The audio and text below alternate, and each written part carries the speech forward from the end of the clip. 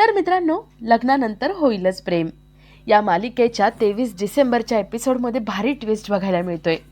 आणि ट्विस्ट असा असणार आहे की वसूने एक वेगळाच दुसऱ्या दिवशी गोंधळ घालून ठेवलेला असतो. वसूने 16 डिसेंबरची रील व्हायरल केलेली असते आणि त्याच्या कमेंट सेक्शनमध्ये लोकांनी खूप नावं ठेवलेली असतात. देशमुखांची मुलं, सुना आपापल्या बायका एक्सचेंज करतात, वाईफ स्वॅपिंग करतात, याबद्दल त्यांनी अनेक लोकांनी काय काय कमेंट टाकलेले असतात. ते घाणेरडे कमेंट्स बघून सगळ्यांचा जीव वैतागतो. आणि त्यात भरीत भर म्हणजे मीडियावाले घरी येतात. मीडियावाले घरी आल्यावर पार्थला वेगवेगळे प्रश्न विचारतात. विचित्र प्रश्नांनी भंडावून सोडतात. कोणी म्हणतं की बायकोचं अफेअर तुमच्या भावासोबत होतं. एवढं सगळं समजल्यावर सुद्धा तुम्हाला काहीच वाटत नाहीये का? आत्ता तुम्हाला काय फील होते? अहो, तुमच्या भावाचं अफेअर तुमच्या बायकोसोबत आहे हे कळल्यानंतर सुद्धा तुम्ही एका छत्राखाली राहताय. हा निर्णय कसा काय घेतला तुम्ही? तुम्हाला काहीच वाटत नाही का? पार्थला खूपच वाईट वाटत असतं. एका बाजूला काव्या, एका बाजूला आपला भाऊ. आपण कुणाची बाजू घ्यायची आणि कुणाला सावरायचं? पार्थ कन्फ्यूज झालेला असतो आणि पार्थची मदत करायला जीवा येतो. तर इथे काव्या आपल्या घरी असते आणि दरवाजा नॉक होतो. काव्या दरवाजा उघडते आणि समोर महिला आयोगवाल्या बायका आलेल्या असतात. त्या मोर्चा घेऊन आलेल्या असतात. काव्याच्या नावाने हाय हाय करत असतात. त्या काव्याला असेच वेगवेगळे घाणेरडे प्रश्न विचारत असतात. काव्याला काहीच ते बोलू देत नाही. एक बाई म्हणते, सभ्य समाजाच्या तोंडाला हिने काळं फासलंय आणि अशा मुलीला कशाला बोलत बसायचंय? हिला चान्स तरी कशाला द्यायचाय? हिच्या तोंडाला काळं फासायचं. त्या बायका काव्याच्या तोंडाला काळं फासणार असतात, पण नंदिनी मध्ये पडते आणि त्या बायकांना मागे ढकलते. नंदिनी काव्याची बाजू घेते आणि काव्य किती चांगली आहे, नंदिनीची बहीण किती चांगली आहे हे सांगण्याचा नंदिनी प्रयत्न करते. तर आता रम्या वसूने जो काही डाव टाकलाय त्यामुळे पार्थ, जीवा आणि काव्या, नंदिनी यांचं नातं कसं घट्ट होतं हे बघण्यासारखं असेल. तर या सगळ्याची सुरुवात कशी होते ते थोडक्यात पाहू. तर मालिकेमध्ये आपल्याला असं बघायला मिळतंय की बाबा काव्याला खूप दोष देत असतात आणि तेवढ्यात तिथे शारदा येते. शारदा सांगते की काव्याने लग्न झाल्यानंतर दुसऱ्या दिवशी जेव्हा आली होती त्याच वेळेला मला सगळं सांगितलं होतं. बाबा म्हणतात, कधी? मला नाही आठवते. शारदा म्हणते, अहो, लग्न झालं त्याच्या दुसऱ्या दिवशी नाही का आपण त्या चौघांनाही जेवायला बोलवलं होतं, त्यावेळेसच काव्याने मला सगळं सांगितलं होतं जीवाबद्दल. पण त्यावेळेला मीच तिला गप्प बसायला सांगितलं होतं. बाबा विचारतात, का? कशासाठी हे सगळं केलं?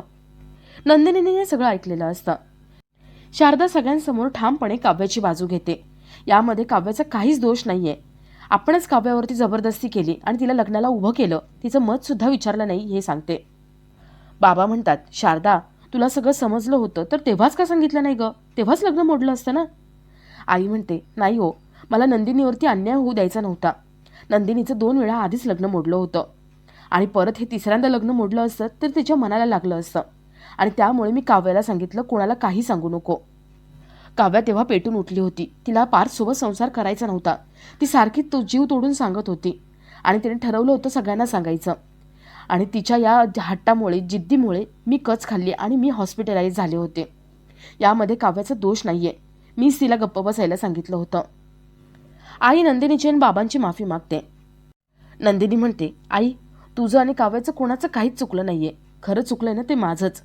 मी माणसं ओळखायला चुकले, मी नाती ओळखायला चुकले. जे काही आहे ना ते माझं आहे, माझा दोष आहे. बाबा म्हणतात, नंदिनी, यात तुझा दोष नाहीये, या काव्याचा दोष आहे. काव्या गप्प बसली ना त्याचा दोष आहे. काव्याने तेव्हा मला सांगायला हवं होतं, म्हणजे तेव्हाच मी लग्न मोडून टाकली असते. बाबा काव्याला आणि शारदाला खूप दोष देतात आणि तिथून निघून जातात. बाबांच्या बोलण्यामुळे शारदा आणि काव्याला वाईट वाटलेलं असतं. तर इथे जीवा आपल्या रूममध्ये येतो. त्याला जिथे तिथे फक्त नंदिनीचा भास होत असतो. नंदिनी या रूममध्ये होती तेव्हा किती छान होतं सगळं, किती आनंदात होतो हे त्याला आठवत असतं. जीवा नंदिनीच्या आठवणीमध्ये रडत असतो. तर इथे नंदिनी आपली बॅग उघडते. जीवाने आपल्याला पहिल्या पगारातून घेतलेली साडी तिला दिसते. ती आपलं घड्याळ बघते. जीवाने घड्याळ घालून दिलं होतं ते तिला आठवतं. तिला जिथे तिथे फक्त जीवाच दिसतो आणि त्यामुळे ती खूप डिस्टर्ब होते. नंदिनी ती बॅग फेकून देते, ती साडी बाजूला फेकून देते आणि घड्याळ काढून फेकून देते. नंदिनीची जीवाची आठवण काढून काढून चिडचिड होत असते. तर इथे पार्थ आपल्या रूममध्ये झोपायला आलेला असतो. तो समोर बघतो आणि त्याला काव्याची आठवण येते. पार्थ आपला अंथरूण पांघरून घेतो आणि बाहेर हॉलमध्ये झोपायला जातो. पार्थला झोप काही लागत नाही. त्याला सारखा काव्याचा आवाज ऐकू येत असतो, काव्याची आठवण येत असते. काव्याचं रागवणं, चिडचिड करणं सगळं त्याला आठवत असतं. तर इथे काव्या हॉलमध्ये बसलेली असते. ती स्वतःला दोष देऊन रडत असते. आई तिला आधार द्यायला येते आणि काव्या आईला मिठी मारून खूप रडते. तर इथे पार्थला झोप काही लागत नाही. मानिनी तिथे येते. मानिनी पार्थला विचारते, काय झाले, बोल ना माझ्याशी, मन मोकळं कर. पार्थ असं दाखवतो की हे जे काही झाले त्याने त्याला काहीच फरक पडत नाहीये. पार्थ आपलं रडणं थांबवतो आणि रूममध्ये निघून जातो. रूममध्ये सुद्धा त्याला सारखी काव्याची आठवण येते. काव्याने आपल्याला सांगितलं होतं आपण रूम पार्टनर आहोत. तिथून जी सुरुवात झाली होती ते प्रेमात पडेपर्यंत पार्थला सगळं आठवतं. तो पुन्हा पुन्हा झोपायचा प्रयत्न करतो, पण त्याला सगळीकडे काव्य दिसते आणि त्याचा झालेला विश्वासघात दिसतो. तर इथे रम्या, वसू खूप खुश असतात. ते दारू पीत बसलेले असतात, सेलिब्रेट करत असतात. रम्या म्हणते, आई फायनली फायनली आपण दोघी जिंकलो. वसू म्हणते, अगं हो, आपल्याला जिंकायचंच होतं. आपले दुःखाचे दिवस आता कायमचे संपलेत. रम्या, आपला त्रास, आपलं दुःख संपलं असेल ना, तरी पण त्यांचं दुःख आपण संपवायचं नाही. त्यांना अजून खूप भोगायला लावायचे. आता बघ ना, रात्री रडून रडून झोपतील ते, पण उद्याची सकाळ त्यांच्या आयुष्यामध्ये वादळ घेऊन येणार आहे. रम्या विचारते, म्हणजे नेमकं काय करणार आहे, काय केलंस काय तू अजून? वसू म्हणते, समजेल ग, सस्पेन्स आवडतं ना तुला. रम्या म्हणते, नाही ग आई, सांग ना काय केलंयस तू, त्यांना अजून काय काय भोगायला लावणार आहेस? वसू म्हणते, उद्या सकाळी मोहिते आणि देशमुख यांच्या दारावरती मोठं वादळ येणार आहे. आणि असं वादळ येणार आहे ना की जे काहीही करून अडवू शकणार नाही ते सगळे. रम्या म्हणते, आई तू खूप वाईट आहेस हा. अगं मेलेल्या माणसाला सतत मारायचं नसतं. कशी वागतेस ग तू त्या चौघांसोबत? अगं किती प्रेमात बहरत होते ते चौघही, प्रेम फुलत होतं त्यांच्यामध्ये, आणि तू काय केलंस? त्यांना त्रास दिलास. त्यांना त्रास दिलेला मला सहन होत नाहीये, बघवला जात नाहीये. आई तू त्यांची ताटातूट केलीस, मला खूप वाईट वाटतंय ग, मला त्यांचे हाल बघवले जात नाहीयेत. वसू म्हणते, रम्या तुझी नाटकं बंद करा, मला माहिती आहे तुला आतून काय वाटतंय ते. रम्या म्हणते, वाटतंय ना, मग आता सांग. आई मला सस्पेन्स नाही आवडत हा, लवकर सांग तू काय केलंयस. अगं काय केलं तरी काय, ज्यामुळे आता ह्यांची झोप उडणार आहे. वसू काही केलं सांगायला तयार नसते.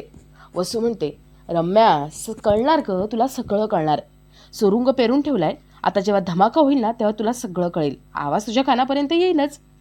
रम्या म्हणते, बघू आता, उद्याची सकाळ होणार आहे ना, तोपर्यंत सेलिब्रेट करू. त्या दोघी पुन्हा दारू प्यायला लागतात. तर दुसऱ्या दिवशी पिहू ट्युशनला जायची असते. मानिनी तिची बॅग भरून देते आणि तिला पाठवत असते.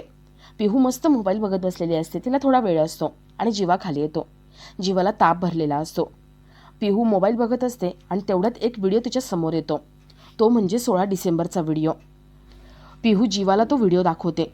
जीवा तो व्हिडिओ बघतो आणि त्याच्या खालचे कमेंट्स वाचतो. वाईफ स्वॅपिंग हे देशमुखांच्या घरात चालतं. देशमुखांच्या घरात जीवा पार्थ यांची चांगलीच मजा आहे. जीवाची गर्लफ्रेंड ती पार्थची बायको, मस्त मजा चालली आहे त्यांची, असे काही काही कमेंट्स लिहिलेले असतात.